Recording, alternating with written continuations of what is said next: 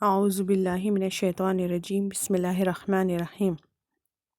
جہاد کرنا تم پر فرض کیا گیا ہے اور وہ تم کو طبعی طور پر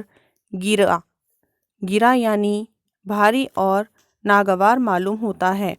اور یہ بات ممکن ہے کہ تم کسی چیز کو گرا سمجھو اور وہ تمہارے حق میں خیر ہو، اور یہ بھی ممکن ہے کہ تم کسی چیز کو اچھا سمجھو اور وہ تمہارے حق میں خرابی کا سبب ہو، اور اللہ تعالیٰ جانتے ہیں کہ تم پورا نہیں جانتے۔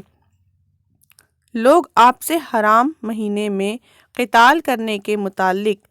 سوال کرتے ہیں، آپ فرما دیجئے کہ اس میں خاص طور پر قتال کرنا جان بوجھ کر بڑا جرم ہے، اور اللہ کی راہ سے روک ٹوک کرنا اور اللہ تعالیٰ کے ساتھ کفر کرنا، اور مسجد حرم یعنی کعبہ کے ساتھ جو لوگ مسجد حرم کے اہل تھے اور ان کو اس سے خارج کر دینا بہت بڑا جرم ہے۔ اللہ کے نزدیک اور فتنہ اٹھانا اس خاص قتل سے کئی درجے بڑھ کر ہے، اور یہ کفار تمہارے ساتھ ہمیشہ جنگ رکھیں گے، اس غرض سے کہ اگر خدا نہ کرے قابو پائے تو تم کو تمہارے دین اسلام سے پھیر دے، اور جو شخص تم میں سے اپنے دین سے پھر جائے، پھر کافر ہی ہونے کی حالت میں مر جائے، تو ایسے لوگوں کے نیک اعمال دنیا و آخرت میں سب غارت ہو جاتے ہیں، اور ایسے لوگ دوزخی ہوتے ہیں، اور یہ لوگ دوزخ میں ہمیشہ رہیں گے۔ حقیقت میں جو لوگ ایمان لائے ہو اور جن لوگوں نے راہ خدا میں وطن چھوڑا ہو اور جہاد کیا ہو، ایسے لوگ تو اللہ کی رحمت کے امیدوار ہوا کرتے ہیں، اور اللہ تعالیٰ اس غلطی کو معاف کر دیں گے اور تم پر رحمت کریں گے۔ لوگ آپ سے شراب اور جوئے کے بارے میں پوچھتے ہیں، آپ فرما دیجئے کہ ان دونوں کے استعمال میں گناہ کی بڑی بڑی باتیں بھی ہیں اور لوگوں کو بعض فائدے بھی ہیں، اور وہ گناہ کی باتیں ان کے فائدوں سے زیادہ بڑی ہوئی ہیں۔ اور لوگ آپ سے پوچھتے ہیں کہ خیرات میں کتنا خرچ کیا کرے، آپ فرما دیجئے کہ جتنا آسان ہو۔ اللہ تعالیٰ اسی طرح احکام کو صاف بیان فرماتے ہیں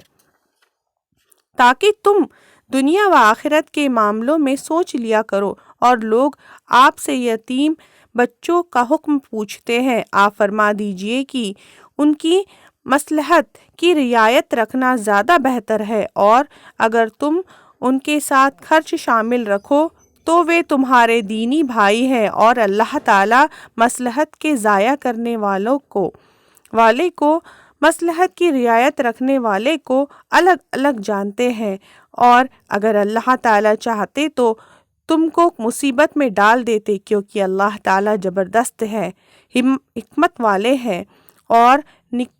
نکاح مت کرو کافر عورتوں کے ساتھ جب تک کہ وہ مسلمان نہ ہو جائے، اور مسلمان عورت چاہے باندی کیوں نہ ہو، وہ 1000 درجہ بہتر ہے کافر عورت سے، چاہے وہ تم کو اچھی ہی معلوم ہو۔ اور عورتوں کو کافر مردوں کے نکاح میں مت دو جب تک کہ وہ مسلمان نہ ہو جائے، اور مسلمان مرد غلام بہتر ہے کافر مرد سے، چاہے وہ تم کو اچھا ہی معلوم ہو، کیونکہ یہ لوگ دوزخ میں جانے کی تحریک دیتے ہیں، یعنی دوزخ کی اور لے جاتے ہیں، اور اللہ تعالیٰ جنت اور مغفرت کی تحریک دیتے ہیں اپنے حکم سے، اور اللہ اس واسطے آدمیوں کو اپنے احکام بتا دیتے ہیں تاکہ وہ لوگ نصیحت پر عمل کرے۔ اور لوگ آپ سے حیض یعنی ماہواری کا حکم پوچھتے ہیں، آپ فرما دیجئے کہ وہ گندی چیز ہے، تو ماہواری میں تم عورتوں سے الگ رہا کرو اور ان سے نکٹتا مت کیا کرو جب تک کہ وہ پاک نہ ہو جائے، پھر جب وہ اچھی طرح پاک ہو جائے تو ان کے پاس آؤ جاؤ جس طرح سے اللہ تعالیٰ نے تم کو اجازت دی ہے، یعنی آگے سے۔ یقیناً اللہ تعالیٰ محبت رکھتے ہیں توبہ کرنے والوں سے، اور محبت رکھتے ہیں صاف رہنے والوں سے۔ تمہاری بیویاں تمہارے لیے بطور کھیت ہے، سو اپنے کھیت میں جس طرح سے ہو کر چاہو جاؤ، اور کہ بے شک تم اللہ تعالیٰ کے سامنے پیش ہونے والے ہو۔ اور اے محمد صلی اللہ علیہ وسلم، ایسے ایمانداروں کو خوشی کی خبر سنا دیجیے اور اللہ تعالیٰ کو اپنی قسموں کے ذریعے سے ان امور کا حجاب مت بناؤ کہ تم نیکی کے اور تقوی کے اور مخلوق کے درمیان سدھار کے کام کرو، اور اللہ تعالیٰ سب کچھ سنتے جانتے ہیں۔